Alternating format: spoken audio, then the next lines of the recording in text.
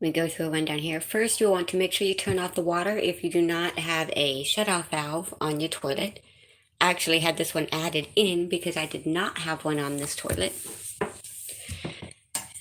This one is already installed, so I'm going to do the one down. It'll come with a handheld sprayer and the hose. You'll want to use plumbing tape whenever you connect anything that screws into the other at all of these points, including up here. Okay. So of course you connect the hose to the handle. And this is the bracket. You can also attach this to the wall if you want. I chose to keep it toilet side, right next to the tub.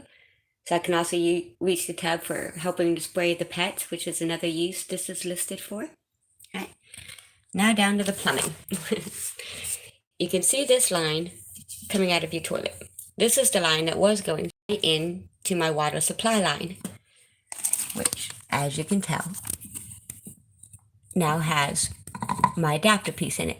So, as you can tell, you take this supply line off of your regular line and you put your attachment over here and remove these flowers. Okay. And then you put what goes into the toilet on one of the other sides. This hose goes into the other line, making it pretty simple. Basically, here's your water supply line coming in here. So instead of going straight into the toilet line like it used to, you take the toilet and put it off here, because this just simply breaks it up into going into two places instead of one. So you have one that goes back to your toilet and one that goes to your sprayer. And different attachments will look different. This one happens to have flow control valves on each side, so you can turn one side off and keep the other side on if you want to, or lessen the flow on this one for when you don't want as strong of a sprayer.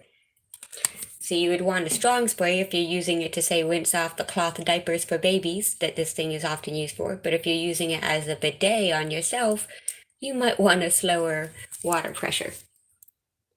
But there you go. I would suggest definitely making sure you have a shutoff valve. If you do not have one already, put one in like I did. Because if anything arises where there's any leaks through here, or I have this under here, just because there's a small drip coming out of this that I need to fix. So it's good to be able to turn just that off without having to run outside and turn off everything. But again, remember to use the plumbing tape at all of these connection points.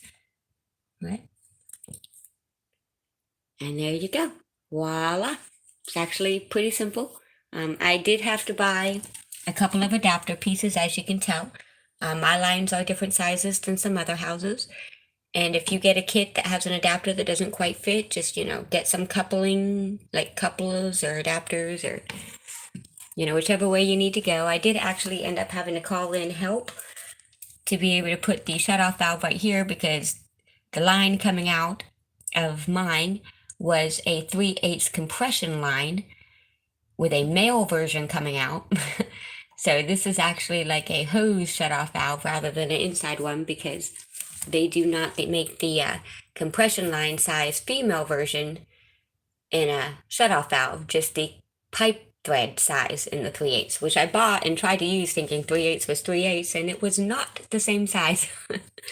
So you might have to improvise a little bit if your pipes are a little different in sizes. Just use different adapters and stuff until you get it to work.